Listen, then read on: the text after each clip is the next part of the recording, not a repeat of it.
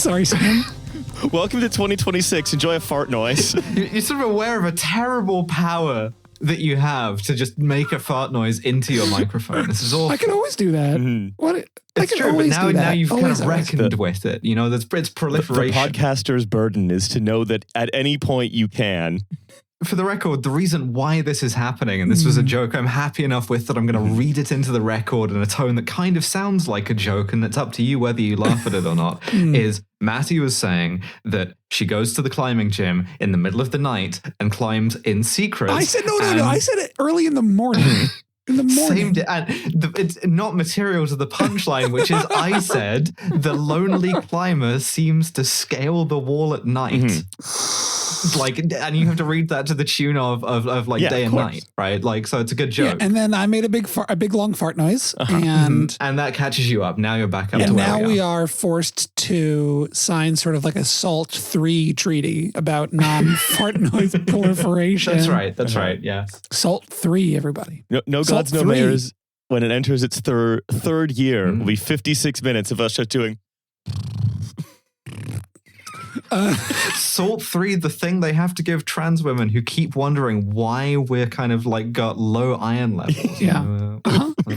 Wait, so are you suggesting they've invented like not just the sequel, but the extended universe of like the seasoning, storyline? They drop. When was the last time they dropped a new SALT? Fucking never. Yeah, well, no. Whoa, hold on. I'm just gonna say I've talked about this before in the show. My wife Jaya is a food writer, America's Best, I would say, and so I keep abreast of these things. People we're only 10 years into Himalayan pink salt. That's pretty new. But is that a new salt, or is that just like the kind of Malibu Stacy hat of a salt? You know, like is that it's a different color? Sure. No, it's supposed to taste different. It tastes to me like salt. Yeah, I would say tasting this salt, like I'm getting real salt vibes. This is the first tasting other spices, getting real salt vibes from this cumin. I think we have actually had a new salt. I think the new salt has been around for a while. And it's MSG. Guy meeting a pirate for the first time. Playing Pirate Call of Duty is the fucking new salt, sir. Oh, I think I want to play Pirate Call of Duty. Riley, finish your joke, Riley. It wasn't a joke, it was an observation. What's your new salt? Finish your observation. MSG. It's MSG. Oh, that's not a new salt. That's been around. Is that a salt? Is that a salt? I mean, it's sodium. It's sodium. It's monosodium glutamate. It is a sodium product. Yeah. What? Okay, so girls, a salt is an ionic compound formed from the reaction of an acid and a base. It's got sodium in it. It's a from the sodium acid thing. are replaced by metal ions or ammonium ions. Hey, can we start the episode of the show? By the way, this is a free. This is our first free episode of the year. Can we please introduce the show? Can you say in good conscience that this doesn't reflect the content that we're putting? Hello and welcome to another episode of No Gods, No Mayors. I am your mayor for this episode, Maddie. I am joined as ever by my deputy mayors and deputy friends, November and Riley. Hi. Hello. God. Happy New Year. Fucking Christing damn it. Listen, we have to offset this because like all of New York, especially leftists in New York, you all have main character syndrome right now. And I don't blame you. Yeah, you're right to do it. Lucy Dacus was singing fucking Bread and Roses. You're the protagonists of reality. I have to keep you off of that shit for as long as possible by doing a bit about how you climb kind of like a rap song from 10 years ago. Okay, well, thank you for that. So speaking of the main character syndrome that all New Yorkers should have right now, let's start the show with a little segment we like to call Municipal Roundup. Yeah. So it is, I'm reporting to you, it is January 2nd, on day of recording, the second day of the Zoran Mamdani administration. It is Zoran's New York. The Revolutionary Guard is walking up and down the street. Big sort of like time counter on the screen ticking up by second. Fewer and fewer cis people left. Yeah, I'm actually looking at the window right now. They're killing a cis person in front of my house, and I'm giving them a thumbs up. Based. So I just want to say, by executive order, everyone in New York, swap. Riley, you'd love that. You're just wishing someone would come to you and say that, right? They swapped the M and the F train. What more do you want? They did swap the M and the F train. There was the graphics where it's like an M and an F and the arrows are crossing each other. Yeah, I sort of want a tattoo. Yeah. I want a tattoo of it really bad. There are only two lines left in New York City subway map. Of course, there's the pink line and the blue line. That's it. There's actually neither of those in New York City. Not yet. The blue line. There's the ACE is blue, but we don't call it the blue line, Riley. We call it the ACE. Yeah, I'm learning so much. You are. If you refer to the subways as their color in New York City, it's like holding up your fingers wrong to me. So I want to take a moment on the show to bid farewell. Good night, sweet Prince. Eric Adams. Our most special boy. R.I.P. A man who, when asked any question on his last day at work, answered it with cigar and a bottle of scotch. It's a cigar and a bottle of single malt. And he just kept saying it over and over and over as he walked away from frankly iconic. Yeah. So also in his final press conference, he said his next act will involve, quote, using cryptocurrency to go after violence, educate our children, and deal with anti-Semitism. Magnificent. Yeah. Okay, perfect. Which is a cool way to say I'm going to become a lobbyist for crypto. Well, I mean, listen, he's already to content himself somehow. I assume after he left, he went back to his son's apartment where he definitely lives. And he smoked his cigar and he had his single malt scotch. And he really then got immediately to work on thinking about how the blockchain can fix everything. Yeah, it was a real problem when he tried to drink his single malt and accidentally swallowed a bullet that he had hidden in there for a video. Something simple as a bottle of single malt. I mean, I do, when I was watching him sort of put on his newsy cap and then sort of walk around. Why was he wearing that? He was wearing a newsy cap. Cool. I have no idea. I know. It's cool. Yeah. Listen, menswear YouTube can strike at any time, right? I've been a victim of it. I know Riley has been Riley, I know in my heart you had a pair of double monk straps you bought because of YouTube. I actually did. Yes, exactly. We understand each other, right? Much and younger. now it's happened to Eric Adams. Eric Adams is currently explaining to a woman who is not listening that because his shoes are Goodyear welted, you can just keep resoling them forever. He packed everything in the New York City mayor's office into a series of like 30 Filson bags. Oh, they're gonna get wax on them because they're all unlined. No. That's the point of YouTube style menswear. It's supposed to be really, really, really inconvenient. Those jeans, you can't sit on the couch in them because they're designed in a special way where the color does not stay in them at all.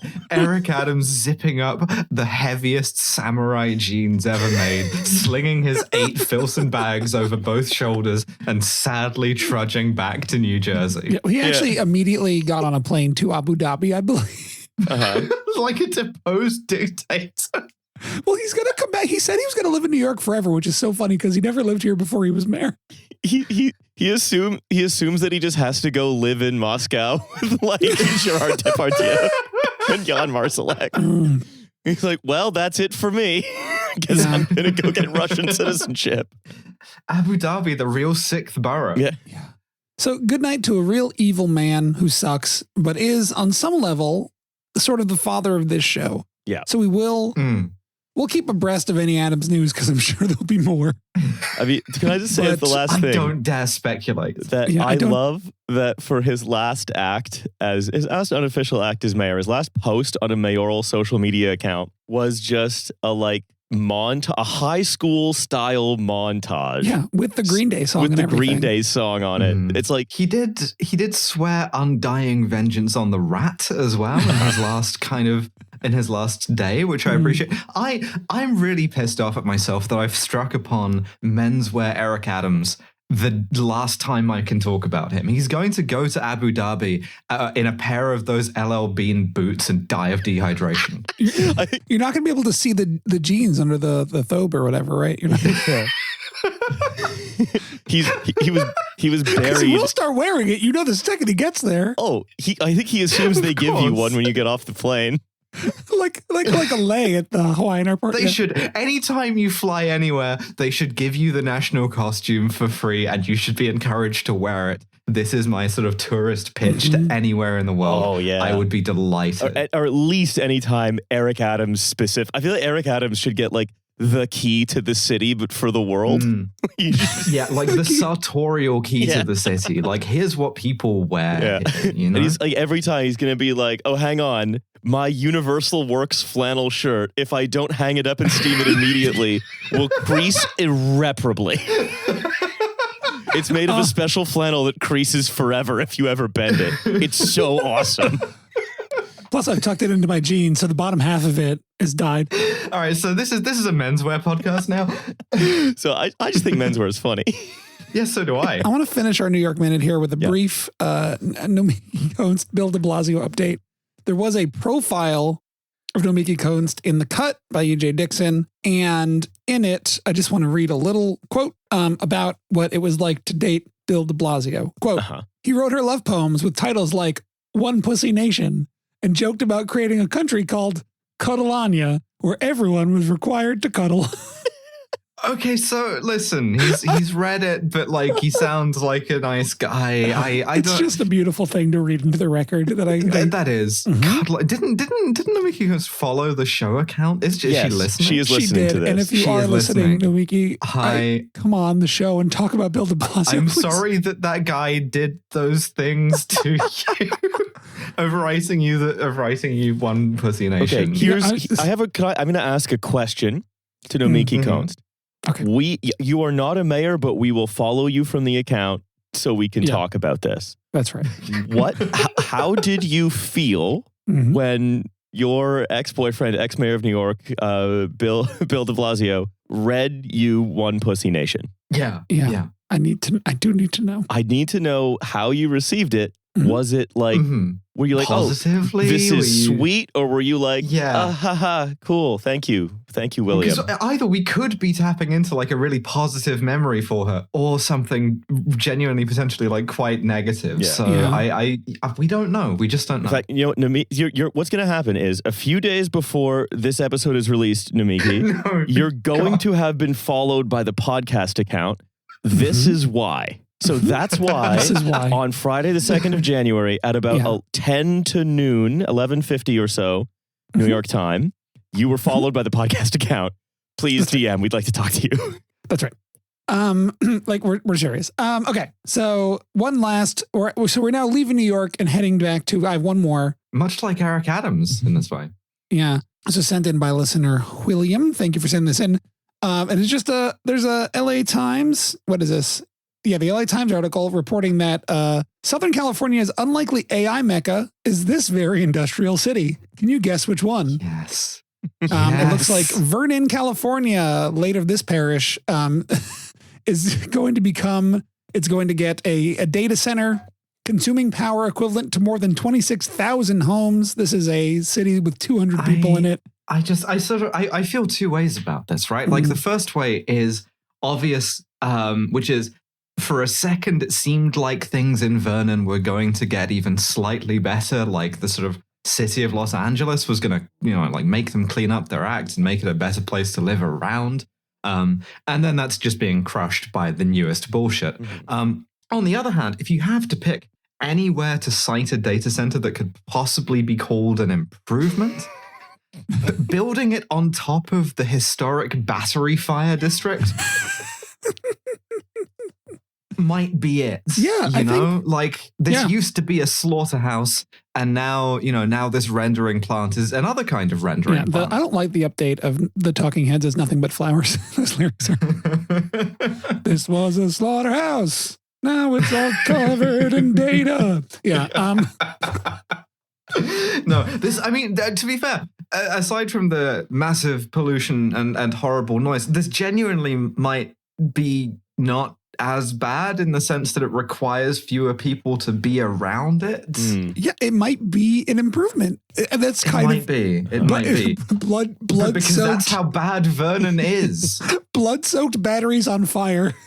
Not great for people to be around. I'm not sure what the blood is really adding. What I really like in the LA Times article that you sort of shared, Maddie, on sort of with a big exclamation point, is the writer wrote, Vernon is also attractive to data center companies because of its lack of NIMBYism.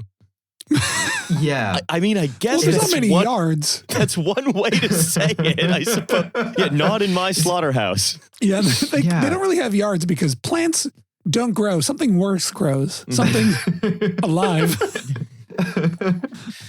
No trees, only plants.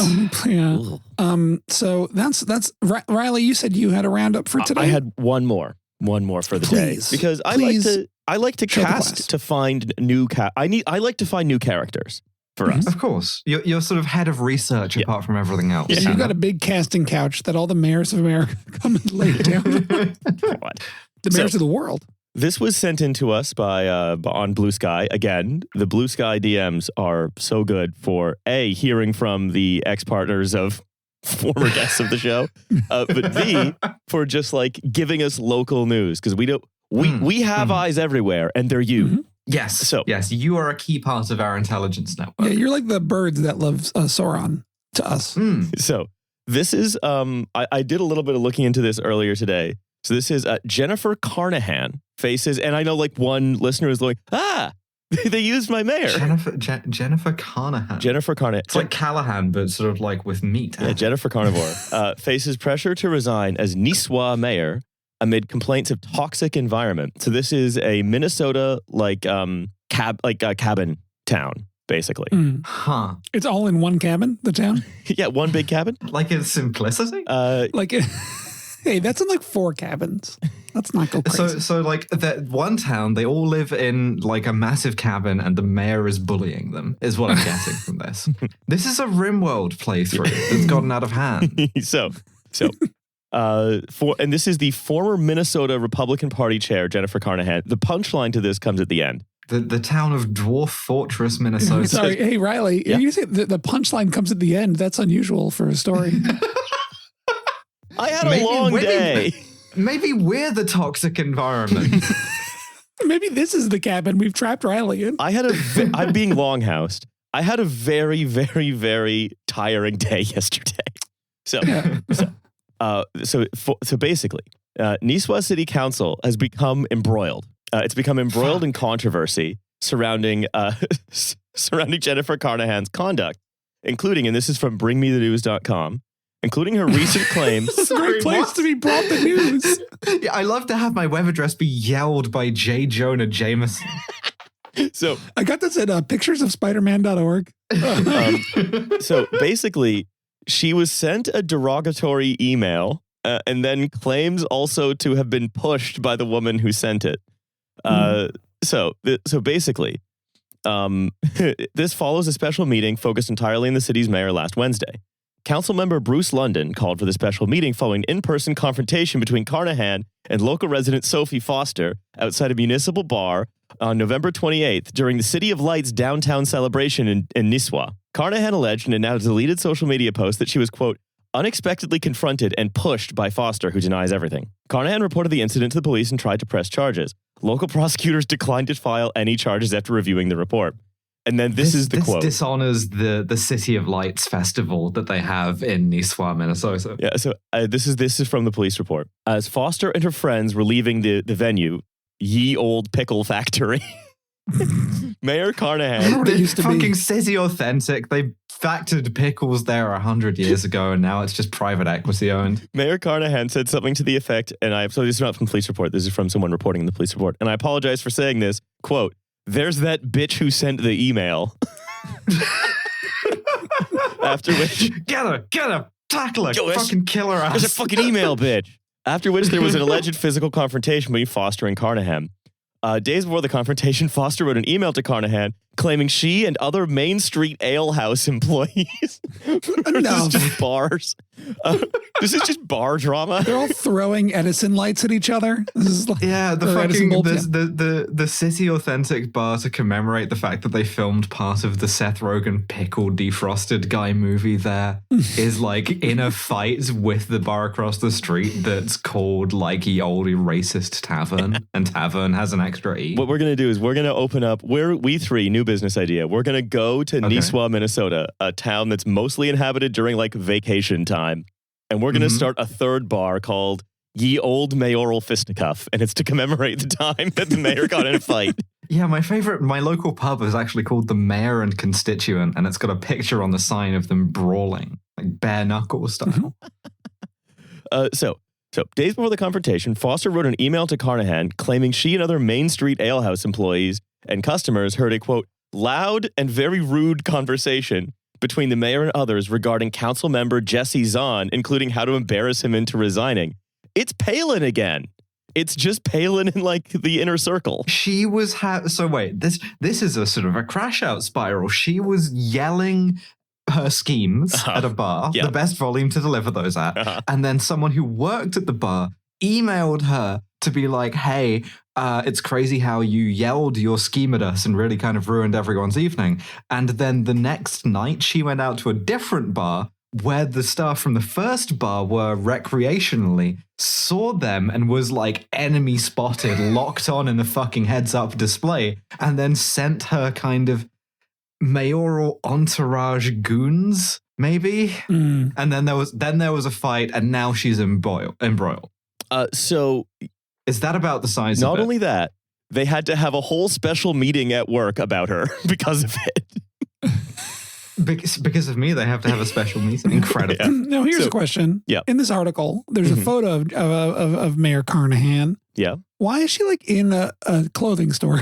Thank you so much for asking. She owns a boutique. Her job is she owns a boutique in the town. Yes, she owns a boutique in the town. Much like Tiffany Henyard. These are linked kind of neurons, much like Tiffany Henyard, being a mayor, owning a boutique clothing store. Actually, hold on. This is going to take a second. We might want to cut this. I'm going to see if I can actually find... Well, this is what you say when you operate a boutique. A boutique clothing store. Oh, fucking boutique. Oh, the fucking... Oh, mate. You got a boutique clothing store? Fucking Maya's running a boutique. Yeah, all we sell is fucking R.M. Williams. Clothing boutique. Let's see if I can see it. It's called Primrose Park. Oh, you found my it already? store's called Blundstones. Yeah, I found a Minneapolis St. Paul magazine article there about it. it. Is. Intriguing. You She's see from if there the are funny Brainerd reviews. Lakes area, which is definitely where Fargo takes place. Okay, so anyway, so we have here. The Foster requested that Carnahan apologize to Zahn for speaking so rudely about him in public. She did not receive a response. Zahn told Bring Me the News late last week that he's not sure why the mayor has a problem with him, and noticed Carnahan's behavior towards the council changed after she ran a primary to fill former State Senator Justin Eichhorn's seat. When she ran for that Senate seat, something just seemed to fall apart after she lost. Supporting crash out theory, a mayoral crash out. Yeah. I don't know if she was embarrassed after losing or thought there wasn't enough done by others to help her win, but I really couldn't put a pinpoint on it, but the bottom really fell out. Carnahan did not attend the meeting to discuss her conduct. Perfect. Now, here's what's funny about this. It's not Zahn the pickle factory? Wants Carnahan Jesse's to resign. A completely normal looking guy, by the way. Wants Carnahan. One thing I do like is that if you look on the Daily Mail article about this, I know I spit twice, but like he's wearing like a suit, which is fine, but unbuttoned, and you can see he's got like a big chain just sort of under the neckline of the shirt. Very much appreciate that. Kind of slight fuckboy energy. I appreciate that. So this is the part that I sort of did a double take after reading. Zahn wants Carnahan to resign immediately, but Carnahan said she will, quote, not stop doing the job voters sent me here to do. Carnahan had to step down as chair of the Minnesota Republican Party in 2021 after Tony Lazzaro was arrested on federal child sex trafficking charges. Oh. You will not believe this, but the Senate seat she ran for was vacant because the guy Eichhorn was also arrested on child sex charges. Oh, so boy. I don't know what they're doing in Minnesota. Yeah, pedocon theory. Yeah. Carnahan, of course, had close ties with Lazzaro. She claimed to have no knowledge of Lazzaro's activities and continues to blame her ousting on, quote, of a mob mentality of people trying to ruin her reputation. What the sorry, Yellow King hours. I'm on. So like she moved. So like she was married to like the U.S. representative for the area, Jim Hagedorn, right? Moved to Nisswa from the Twin Cities. She had previously resigned as state Republican chair in 2021, a week after a donor was charged with sex trafficking minors. What the fuck is going on? Minneapolis, Minnesota, Carcosa is just the Mall of America. Just like everyone around this woman is some kind of child molester. She is living in the world that Fed Smoker imagined himself to be living in. This is the world that Randall Weddle imagines himself to be living in. We must send Randall Weddle to Nisswa, Minnesota to figure out what the fuck is going on. We have to parachute him in. He has to actually clean up the town. Two sets of brass knuckles. Sheriff Weddle's here. We're fundraising to send Randall Weddle to Nisswa, Minnesota. Target-rich environment, clearly. Yeah, okay. Something about being in Minnesota makes men in politics want to molest children, and Randall Weddle is the guy to sort it out. He's the only one that can... There are more Weddle updates. I'm going to do them another week. Don't you worry, you're going to get your Weddle updates. All right, well, that was... one of those updates is going to be, he is heading north. We've got a tracker on him like a bear. Like NORAD. Randall Weddle and 4 clones of Randall Weddle have been given power armor. We're putting Randall Weddle in the Antifa plane from Eddington and sending him north to Minnesota. Oh my Lord. Okay, we got to talk about my mayor. A kind of municipal Primarch and his legion are descending on Minnesota. Okay, let's talk about the mayor. Okay, everyone, just real quick. We're not going to make any more jokes about it, but you, the listener at home, imagine Plague Marine Randall Weddle. Just think about that image. Don't make a joke about it, but just think about it. I was going to say I think Randall Weddle's more of an imperial fist. Okay, imagine Randall Weddle as a Marine. Yeah, beautiful items, ladies. Lovely. Thank you. Let's move on to the main event for this week. This is Jackson, Mississippi's Frank Melton. This one was sent in by a few people, but first by, I believe, listener Ryan. So thank you to listener Ryan, who, of course, sent this to me via the Mayortaculous, who we commune with weekly, like a mentat. Okay, so context corner real quick. So if you don't know about Jackson, Mississippi, I feel like we've covered some similar places before, like, say, your Birmingham's, Alabama. It is the most populous city in Mississippi, and it is the capital of the state. I know it as a line in Uptown Funk. So I'm not operating from a position of deep knowledge here.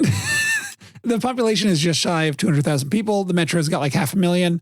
You know, it's like a very southern city in the way that it is segregated and racist in the way that, you know, a place in Mississippi named for Andrew Jackson is going to be. Despite being like overwhelmingly majority black. It's been fairly economically depressed for a long while, and the results, crime was a bad issue for a long time, and there's a very bad food desert issue there. So, you know, it's like not the most bustling place in the country. Who is Frank Melton? He is born in Houston, Texas in 1949.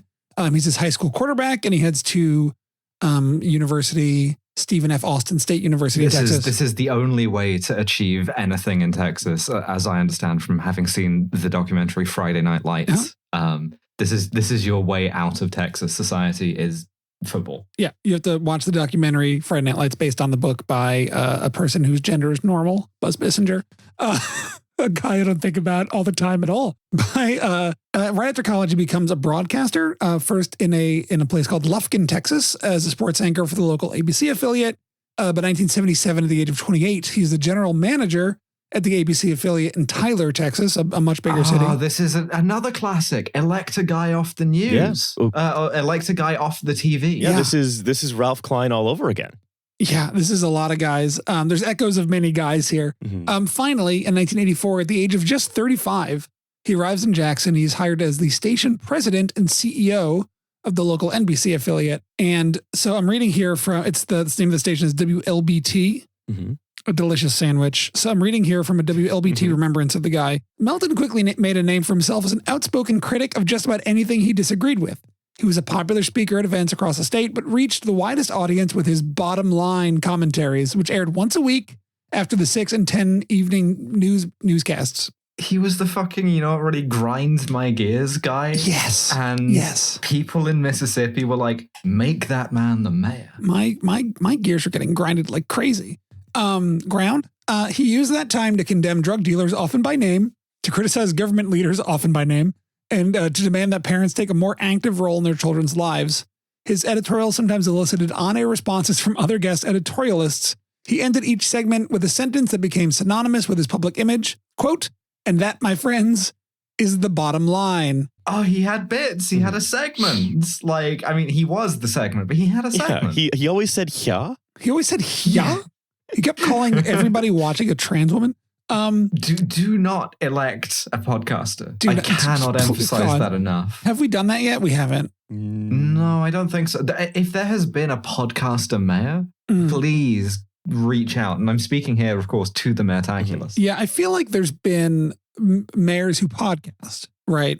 Or podcast after later. The fact, or like Post in facto, office, maybe, but like not like someone who. It's like nobody like took Alex Jones and was like, okay, rule us, govern us, be our mayor. I feel though like Zoran is the most.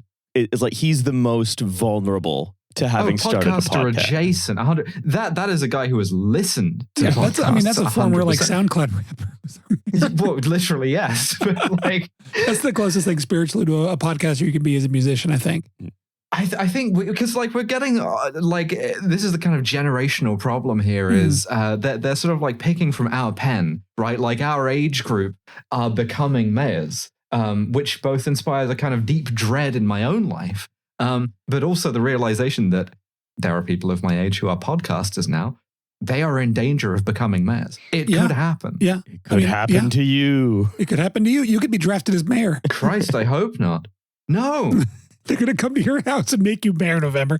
So Melton's tough talk against drug dealers led to his appointment in 2002 by Governor Ronnie Musgrove to lead the Mississippi Bureau of Narcotics. Oh, that's a fucking weird vibe. Like the type of shit that Elvis hallucinated while on like Benzedrine in the Nixon Oval Office, being like, put me in charge of the Mississippi DEA. Like he literally went on TV and yelled enough about drug dealers by name that the governor was like, yeah, you can be in charge of drugs.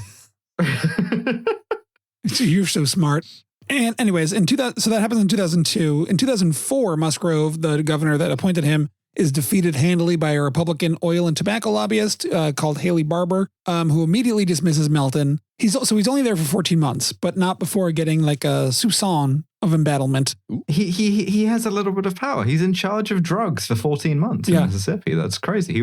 That's like Elliot Ness had less time than that in some places. Did he go for any of the people he named? Did he manage to get after them? He didn't get much done in 14 months, but he did. Yeah, he gets a little embattled.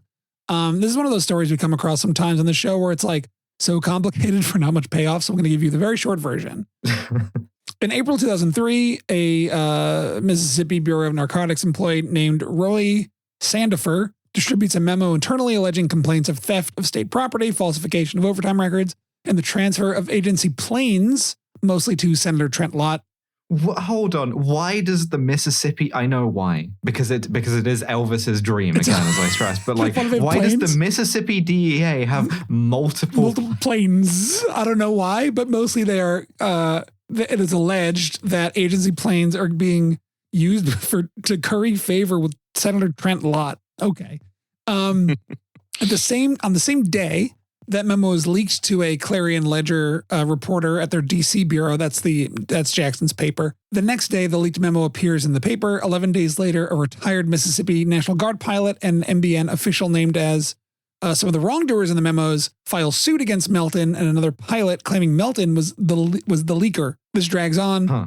Eventually, everyone is like mostly clear to the wrongdoings in the internal memo. So he blows up the thing on the way out by being like, "Hey, just so everyone knows, we were mostly using this as a kind of Learjet repository." It's not even on his way out. He does it like early on. He leaks this thing. He clearly just wants. I think he thinks he's like Serpico. Clearing out. Serpico. Mississippi Serpico. Mississippi. Sorry. So this God damn it. Yeah. You got me to laugh in a deeper register like that one allegedly good trans joke. God, that allegedly good sidebar. Not a good joke. No. That joke sucks. You can't go and say your own joke is good. Number one, shut up. B, what are you, me? Okay. So this drags on and eventually everyone is mostly clear to the wrongdoing. Like all the iffy stuff happening is like a couple $100, I think. 2 years to the day after the paper runs the story, Melton says in a sworn statement 3 times that he did not leak the memos. 3 months later, he gets asked again. He goes, yeah, I leaked it.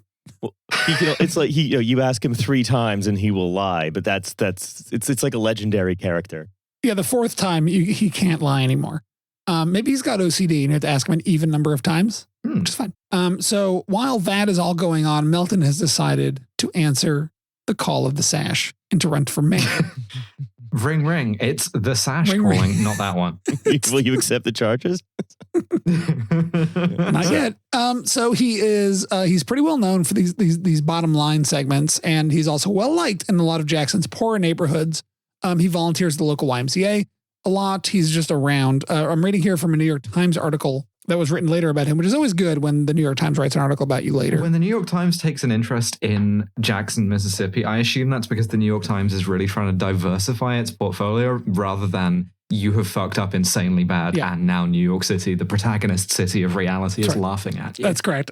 Over the years, he has taken in dozens of teenagers and young men who he says have no one else to care for them. Ooh. He says he has put many of them through college and has paid for the funerals of others who did not take his advice. Although he is not officially a foster parent, the youths live in his gated home in Jackson. Okay, sorry. This Sam. Hi, it's me, Riley, your old pal. This is the first sound request of the year. Can we get the Kill Bill sirens, please?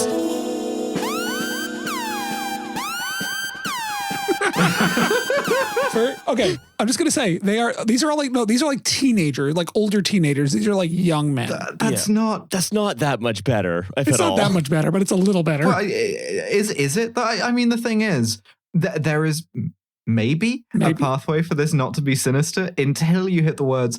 Well, okay, he's not like formally a foster parent. He doesn't believe in this kind of like background check paperwork kind of stuff. No. But like, informally, he takes care of a lot of boys. He's got a lot of boys around. I'm gonna say, I don't love that he's gated the boys. No. Okay, well, are the gates to keep others out or to keep the boys in? I don't. I think both. I think that's kind of a double effect for him. We got to keep the we got to separate those boys. Yeah, you separate the boys from the men. Jesus. I think I find this less sinister because I've read the whole thing and I know what happens. And this is a little bit of a spoiler. Something happened to the boys? Nothing bad happens to the boys sexually. He is creating a boy army. Fuck you did it again. I need to lock in sorry. I need to lock in on my laughs. Okay, we'll get there. The voice is getting somewhere, but that was legitimately like a kind of evil laugh, which I really like. I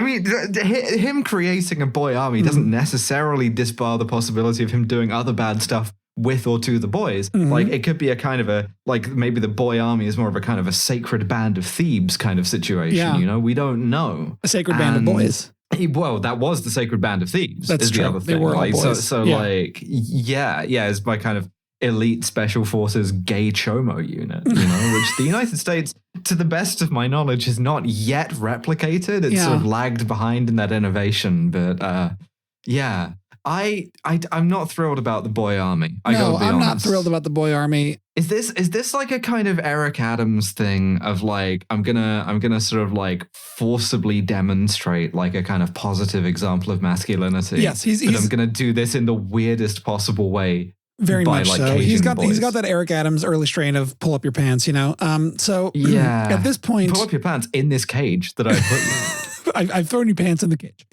So at this point, local residents know him as like the guy who hates crime so much, and he's the head of the Narcotics Bureau. The memo thing didn't get like a ton of traction.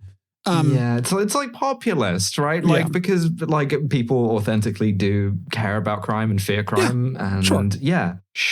And so they will elect the child catcher from Chitty Bang Bang. Chitty Bang Bang. Fuck you. Fuck off. Die.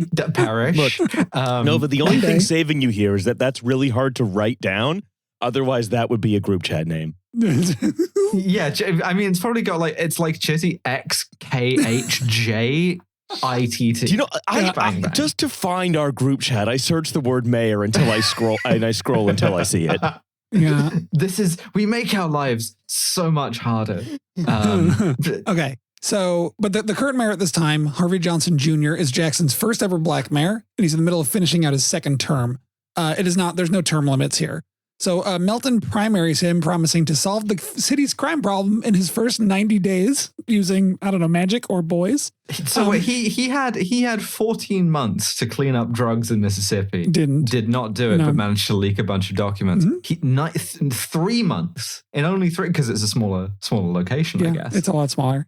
All crime, not just drugs. He's going to clean up all crime. Does Jackson, Mississippi have a lot of crime? Yes. If people are worried about What if he's Professor X and all those boys are X-Men? What if he's Professor X? That's a really good point. What, he going into Boy Rebro, the computer that you have that shows you the location of all boys at risk of becoming criminals? Yeah, I love to listen to the Boy Rebro podcast. So Johnson, the current mayor, made some comment about the crime not being so bad, which is kind of true. It was on the decline during his tenure. But he said there was this is one of the classic things of like, you get someone who has like a bunch of programs and funding and stuff that works, but they don't work quickly enough for the guy from TV to be like, literally, I'm gonna scare all our kids straight by putting them in my boy mansion. So he said, quote, there was a perception of hopelessness, and for some reason both Melton and the local press seized on this, claiming Johnson Jr.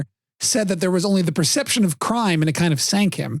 No, not to be. I mean, even if he had said that, it still wouldn't necessarily, not to be like a sort of center-left technocrat, right? But like, there are things that you can do, like policy-wise on crime, that make a difference, that require you to acknowledge that people are more afraid of crime than there is crime, right? That's not to say that even that the fear doesn't matter. Yeah, like look at Baltimore the last couple of years, right? Like, yeah, exactly. But like, immediately, like, you get the kind of chud flavor of this, which is like everyone jumps on you and is like, you are enabling fucking like gangs of Somalis and Haitians to like eat pets or like beat people to death on buses or whatever the fuck kind of, thing they've come up with.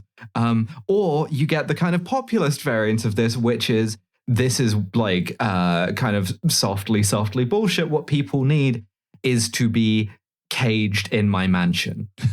So, and I don't know where that second one comes from necessarily. Melton, his message, I'm caging every boy, wins 63% of the vote in the primary. Fucking Cybersmith's legacy. No, we're not talking about that.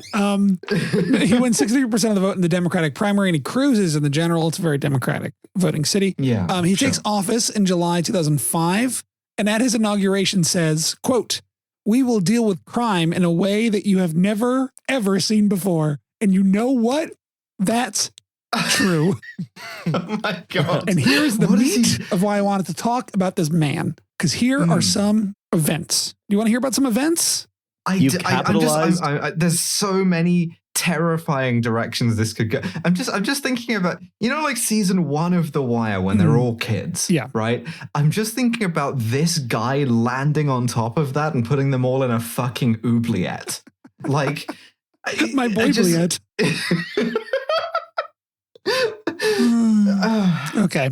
So in February of 2006, I'm going to jump around a little bit, but February 2006, Jackson Mayor Frank Melton took his mayoral duties into the Centerfolds Strip Club in the wee hours of Sunday morning.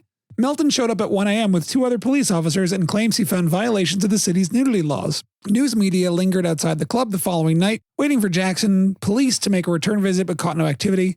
Dancers, fearful of getting arrested or perhaps getting lectured by Melton about their life choices, did not perform, and the club closed down around 9 p.m. Melton has already effectively closed the Terry Road adult bookstore after claiming he saw 2 men having sex in the store. The mayor has also taken his morality code to the Crusade to the McDowell Road adult bookstore in South Jackson, claiming he saw illicit activities there and vowing to close that bookstore as well. This is so like, it's kind of familiar in a lot of ways from a lot of moral panics, but it is interesting to me. The kind of guy whose equivalent of thinking that the stripper is in love with him is thinking that the stripper is really taking his lecture to heart.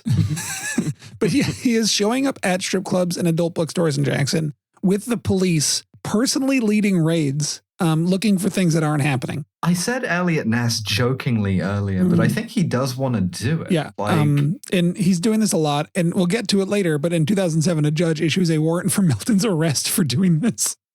Wait. The strip club thing specifically. Becoming a cop so hard you get arrested?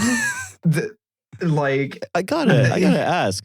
If you make being a cop a criminal, only criminals become cops. It's just like some shit that would happen to me if I had worse judgment. Jesus. What's the law that he was supposed to have broken other than just you're not allowed to be annoying? He was because he was leading a police raid. Right. Which he's not. He was carrying a gun. You're super not supposed to do that if you're mayor. Separation of powers kind of thing. Like you are not a cop. So okay. Yeah. More events. March 2007. He hired some local young men to basically burn down a whole block of dilapidated homes without clearance from the city or first shutting off the utilities. He's also got this army of young men walking around town with sledgehammers, demolishing blighted houses just without telling anybody. He had red guards. Yeah. like Mal. Yeah, but like literally he's got like an army of boys, some of them living at his home, walking around town with sledgehammers, just demolishing houses without telling the city he's going to do it. Sort of somewhere between red guards and the Tonton Macoute. Then this is a boy militia. He's got a boy militia. Look, it's illegal for the mayor to lead a police raid, but it's not illegal for the mayor to lead a gang. It's not illegal to become officer of a boy militia. Yeah. It probably should. Weirdly. Yeah, there should be a law. Yeah. I'm envisioning this guy on a version of Rembrandt's The Night Watch, surrounded by teenage boys with like chair legs. That's my favorite thing about Dutch. When I was in the Netherlands a while ago, all Dutch paintings are either like, here is a house, here is like some blue stuff, or me and the boys. And it's just, and a lot of those boys are mayors. Stadtholder is a mayor, and I don't think that I'm not aware of this. I mean, realistically, this is probably our second mayor to have ever led a boy militia. The first, I think, being Eugenio Carnero. Yeah. Yeah. It's weird that it keeps happening. History doesn't repeat, but it rhymes. So in March 2006, one of these boy-led demolitions, Melton told an elderly woman to leave her decaying home of 68 years so he can knock it down. In January 2006, he told her by February 2006 she'd have a new house. By March, it did not happen. So he just sort of knocked down her house.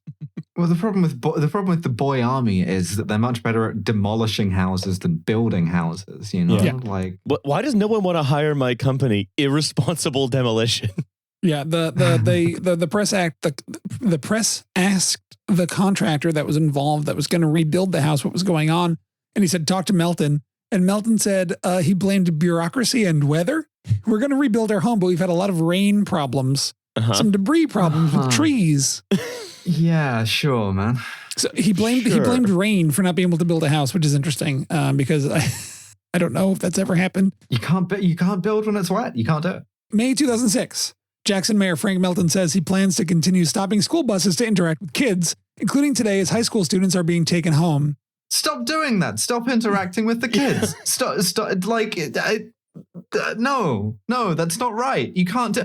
I understand a lot of people worry about young people and like you want sort of like interventions, but it can't just be the guy who has a bunch of boys in his house pulling over the school bus and sort of turning out their pockets to see if like crime falls out. Like this is sinister. Yeah, you can't go and just like, you know, stalk up and down this school bus looking through a jeweler's loop at the boys.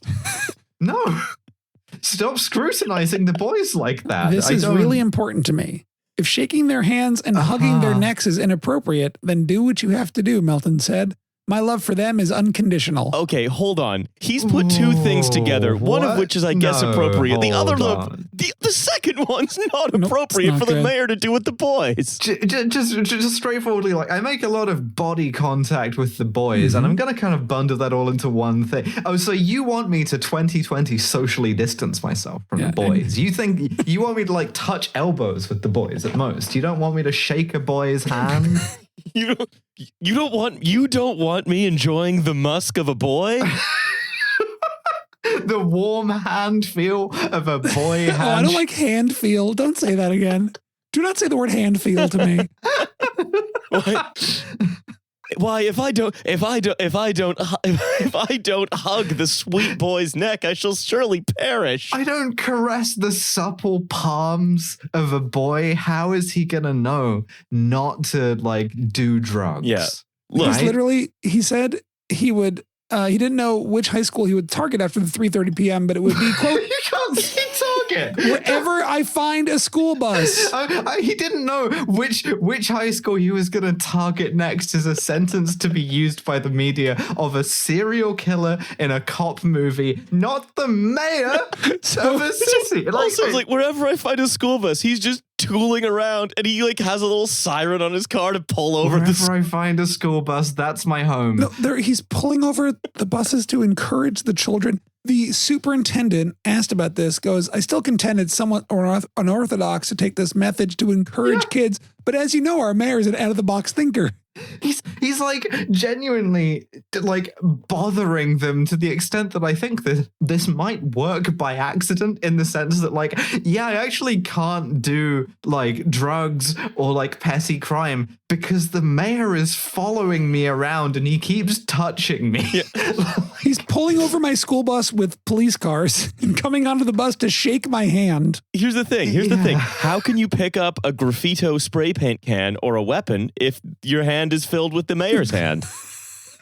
That's true. That is unimpeachable logic. If he's got a boy by the hand, at that moment the boy isn't committing a crime. Yeah, it's there's actually crime would go down if you were forced to be holding the mayor's hand and another boy's hand at the same time, and you're in a big circle, all the men in town walking around, all the men and boys. This is such a sort of professional idiot way of tackling crime that it makes total sense to me that he was elected. Yeah, of course. Every boy shall receive the mayor's moral touch. So let's talk about some other stuff he did. November 2006. Can we just one thing? Yeah, of one course, thing. please. Right. Beep this, please, flagrantly. He's a right? Like this is a he is a he's touching the kids. He's molesting the fucking kids because he's right? There was a lot of beeps. Can we just get that out of the way? Sam, I just have said it now on the record? There's 2 words that you need to beep in those sentences, and you're going to know which ones, and just beep those 2 words every time. Yeah. Also, bleep touching the kids. He is touching them. He is touching them. He did say he's touching them. Okay, because he's touching them because he's right. Yeah. Like look. Here's the thing. Who else? And sorry you're having to beep so much, Sam. Who else would gate a bunch of boys than But like genuinely, these people were like, we're worried about crime. The crime mostly comes from the boys. Who's most interested in the boys? Why is this humble from TV? He's interested in the boys. He will set them right. Okay, well, he's also not just a but he also loves guns. Put that on the lawn sign. You know? There's more about this guy than you know. For instance, he's not just he loves guns. We had the lawn signs that a listener sort of worked up, like Tony Wu, "Are you mad at me?" 2022. I think, can we make one up for Frank Melton, where the quote is not just a star, star, star, star, star, star, star, star, star, star. Because I think that would be very funny. It's like a bumper. It's like a bumper sticker you find on the back of like a security van that it's like, warning, this is armed. And it's like, okay, well now you're presenting me with a challenge. First of all, like the kind of the like kill your local guys, right? That's fine as like a sticker or a button or something. But once the is armed, that's you're complicating this. You're going to need to escalate this to Randall Weddle. Yeah. This is going to be the most beeped episode of podcasts of all time. It's like Predator. You can only hunt who's armed. All right. Predator, the movie version of Predator. You see that one where it's all they're all put on the planet to compete against each other. Yeah, with Adrian Brody, it was not bad actually. It was called. I still think James Cameron's one was the best one, where they send in the army squad to deal with them. That's Alien. Okay. So in November 2006, Melton pleads guilty to 2 misdemeanors for carrying a weapon into a church and a park, and no contest to a reduced charge on what had been a felony count involving a gun onto the grounds of Mississippi College School of Law. Just like, you can't wear this gun everywhere. And he's like, no, it's really important for me that I have one hand on the gun, one hand on the boy. Yeah. That sounds like a very strange proverb from a society very different from ours. So the other thing about him is that he's always fucking strapped. He always has a gun on him. So here's an article from November 2006. From the day Frank Melton took office as the mayor of Jackson, he has exercised his right to bear arms in dramatic and public ways. Almost immediately after proclaiming at his inauguration that he's going to run the thugs out of Jackson, Melton donned a black SWAT-type clothing, black fatigues, and a bulletproof vest, usually over a black WLBT polo shirt and a dark baseball cap, and strapped on at least one semi-automatic handgun into the front holster on his vest for his nocturnal crime-fighting raids that would become the trademark of his mayoral agenda. Oh, that's horrible. So, like, he wants to be a cop. He wants to be a cop. It's like the one line in the like car reviews thing of the Crown Vic where it's like whatever bullshit you say about why you like it, it's because you look like a cop. It's because you look like a cop. Because you want to look like a cop. He's CopMayor, right? the mayor that is a cop. But he isn't though. He was in charge of like the Elvis DEA for a year by accident because he was on TV. And then he parlayed that into being like chief inspector of the boy department. Yeah. Like So, yeah. In the early months of his administration, those raids included stalking and lecturing young people out past curfew at convenience stores, yelling at accused drug dealers and prostitutes in low-rent motels on Highway 80, and haranguing owners and residents of the Jackson apartments on Maple Street, where he visited several times before forcing closure of the apartments in January 2006. So this is kind of a core competency in that we've seen a lot of mayors who enjoy yelling at people and sort of publicly humiliating people. Seldom armed, though. And he's showing up to all these places with two police detectives who are his like two bodyguards at his side wearing black gear and carrying MP5s. Also, can I just... Sorry, MP5s specifically? Yeah. Jesus, okay, they went back in the archives for that. That's not like a kind of, the DOD gave us the fucking Imperial Boomerang M4s. That's a guy with a little bit of like tastes for this stuff. This is interesting so like we're dealing with a guy who is not just a but also a kind of tactical aesthete. Yeah. Like he's like, no, I want the like European submachine gun that you have to like slap the cocking handle on. Like that's okay. Yeah. Sure. Also, I want to say I do like that he had like his TV station gave him a murdered out contractor polo. That's very funny to me. Yeah, with the like sort of Velcro patches on the sleeve. There was a decent chance when I pointed to my sleeves to demonstrate that concept that I would be wearing a shirt with them on there. So I'm actually shocked that you weren't. Yeah. Listen, I'm trying to dress differently now. It's like is this the first operator slop mayor? It might be. He's also this is early operator slop. This is 2006. Like he displacing all of the guys who post like memes of Mike Vining onto this, where it's like this is how your grandpa used to operate, and it's just like a full photo of him with two guys with like G3 rifles, and he's just like touching a boy's shoulder too hard.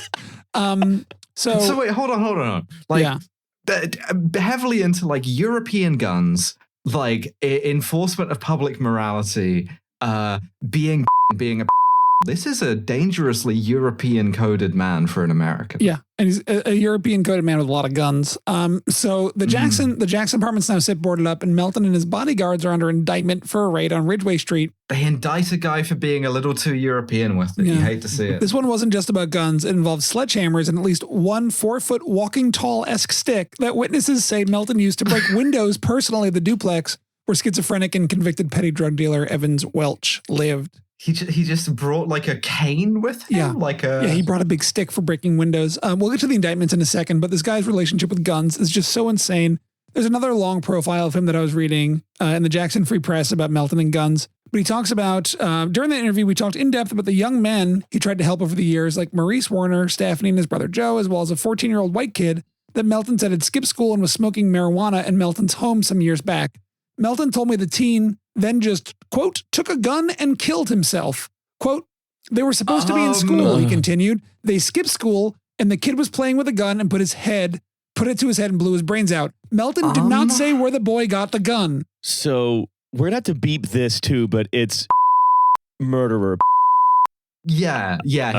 that's the shit that William S. Burroughs said that his wife did. Like, yeah, I mean, it's possible that he did not do the bleepable offense, but it is sure. If not, he had a gun just out for housing a sort of a troubled teen program in your gun's home and also molesting the teens. Melton dead, can't libel the dead. So gay pedophile. 100.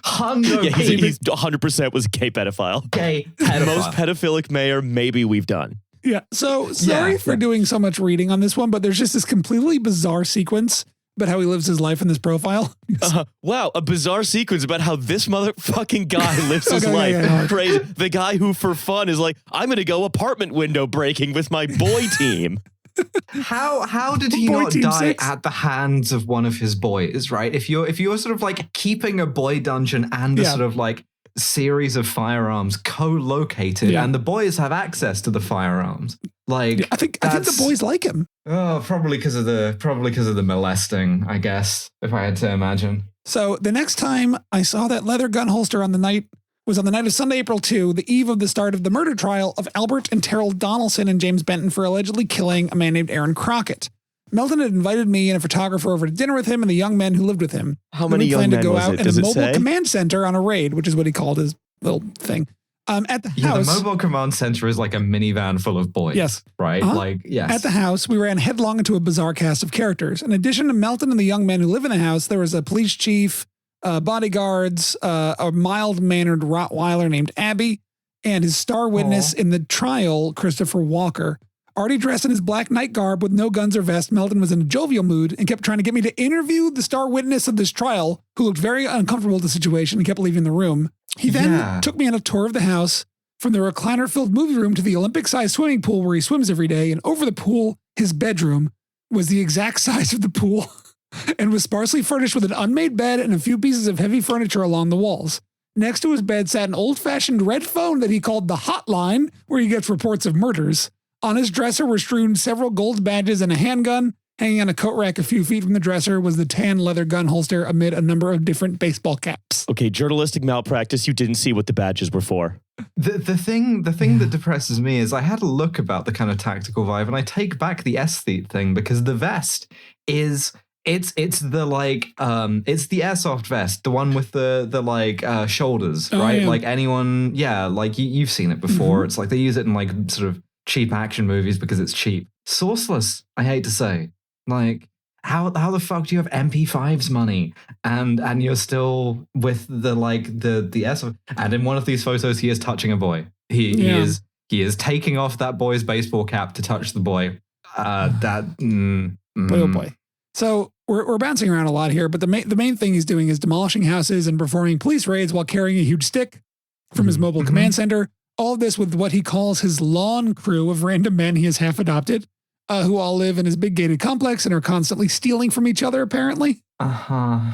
He doesn't really concern himself with, like, I don't know, the city's budget or whatever. Well, that's mayor stuff. That's mayor stuff. It's not also, mobile command center alphabetically, stuff. Boys does come before budget.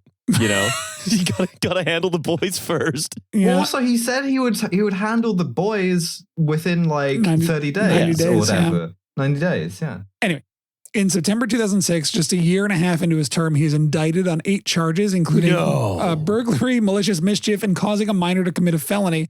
Prosecutors said he had illegally carried sidearms and improperly helped demolish a duplex he said was a crack house. No drugs were found in the house, occupied by a man with a history of mostly petty crimes. The mayor's sledgehammer-wielding crew took down its front wall. Welch said in an interview in his parents' home, where he is now staying, that the mayor came through the back door with a gun and Mr. Welch was ordered to leave. The mayor cut his hand on broken glass and left to get treatment, but returned later and ordered his youth crew to demolish the side of the duplex with sledgehammers. So wait. The mayor swats you, right? And he is the SWAT team. Yeah. And then in the course of doing this, he fucks up, breaks your window, cuts himself on the glass, goes, fuck this house, and has his boy militia demolish your house. The guy whose house got demolished, he was now staying at his parents' house, said that he feared that the mayor would find him and afraid he was going to kill him. Oh shit! Punisher mayor. Yeah. There's that one of these photos is him frisking a boy and looking so obviously disgustingly into it. Gay pedophile. Gay pedophile. at least for now, Mr. Welch can rest easy. As a condition of his bail, Mr. Melton has been ordered to stay away from guns, drugs, alcohol, and minors and police vehicles. Hey, That's like all his life. That's like the 4 things he's into. His response when he was asked, Melton, the only mistake I made was a procedural mistake. Yeah, cutting yourself on the window and then demolishing the house out of spite. Yeah. Seems like a pretty big procedural This mistake. is also after he had declared a state of emergency to impose a curfew on the homeless in the city. Does he have the power to do that? Yeah, Is that apparently. The effect of all of this is that crime went up in his first year in office, 16%. I mean, I've certainly one kind of crime. Yeah. You know who this guy reminds me of, right? And I'm not calling this other guy a gay pedophile, so please don't kill me. But the like wanting to be tactical, dressing up like tactical, trying to do the tactical shit yourself, governing under a permanent state of emergency. This is the King of Jordan. Like, the King of Jordan also does this, but not the gay pedophile bit, as far as I know. Frank Melton also a little guy? Oh, yeah. It's a little guy in an airsoft vest syndrome. You know. Also, that one that Starr witnessed in this story that Melton was keeping at his fucking house for some reason. The DA had to drop the case because Melton was putting a walker up at his house and paying him cash. So like he had to drop like a huge drug deal murder case that was like very high profile because he was keeping the Starr witness in his own house in the boy mansion. In the boy mansion. Yeah, improperly. The minority of white Republicans in Jackson naturally love Melton for being an insane person. And as does weirdly Medgar Evers' brother, who's a local figure there still. Anyways, who doesn't like him? Well, that would be the president of the state NAACP, the ACLU, who are always on his ass for some reason I can't possibly explain. Yeah, because he's demolishing houses like the fucking IDF. Oh, because of all the stuff that he does, right? Okay. Yeah. Okay. That makes sense. So in March of 2007, he's got that arrest warrant issue that I mentioned for his strip club raids.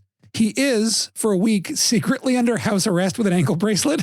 But for some reason, a week later, the state Supreme Court vacates it and orders the judge recused with no explanation given, which is very strange. And I could not find an explanation for this at all. I just, the mayor secretly having an ankle tag on is... The secretly arrested mayor. That's why he likes demolishing houses, because he can't get out his door, but he can't get out his wall. Yeah. In April of 2007, Melton is put on trial for the felony charges stemming from the indictment tearing the house down. 2 days later, he is found not guilty on all counts. And a civil suit is filed against him, which goes to trial 2 years later in 2009, but ends in a mistrial scheduled for May 11th, 2009, which is just 6 days after the Democratic primary that he's running for re-election in. In March of 2007, however, Melton is disqualified from running again for not meeting the city's residency requirements because he still has a home in Tyler, Texas, where his wife had been living. What? Wife reveal? Wife reveal. What the fuck? No, that's fine, honey. I just live in a different state with my boys. No, honey, it's not that bad. They're just an army. I told you they're to tear down the houses of God. They're to get revenge on that house. I'm like Caesar on campaign, right? Like, so I've got my legionaries, and then I don't need women around distracting me. So he... No, I just don't want any sort of like adult women around me for normal reasons. No, it'll distract me from my war. I have to be married for political reasons. Ugh. But at least I get to spend time. At least I never have to see her, interact with her, which gives me more boy time. You could have demolished this guy at any point politically by being like, so like, where's your wife? Or equally, are you wearing an ankle tag? I think she was there sometimes, but they still had the house in Tyler that I think was still technically her residence. So he filed suit and a circuit court judge ordered him restored to the ballot because he had he was clearly living in Jackson.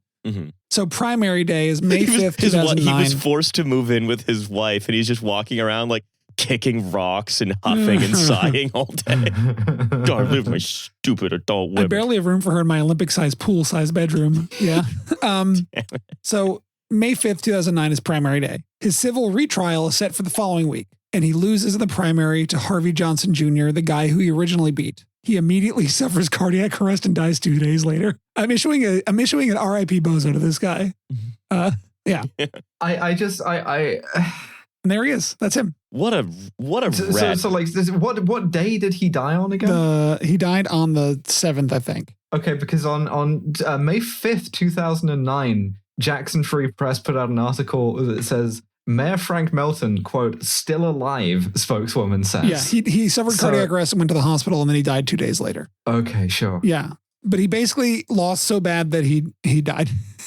Yeah, that's incredible. Do you think maybe like the walls were closing in a bit too much? Like they were gonna like maybe ask even one question about any of his conduct? Didn't seem like about like no, for real. Why were you doing all of that shit for? Just hey, you know what it should be? Just like send in a journalist, send in a priest, just someone ask why the boys.